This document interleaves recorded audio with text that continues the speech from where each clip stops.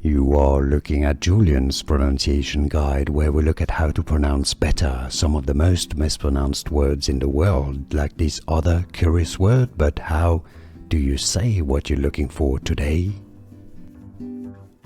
We are looking at how to pronounce this name and more confusing vocabulary and names too many people mispronounce in English. Stay tuned to the channel, loads to learn here.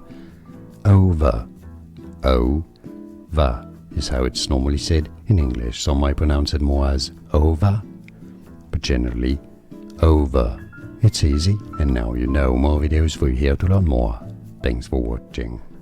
Here are more videos on how to pronounce more confusing words and names too many mispronounce. Like this video if you found it useful. I appreciate your support. I'll see you soon, and thanks for watching.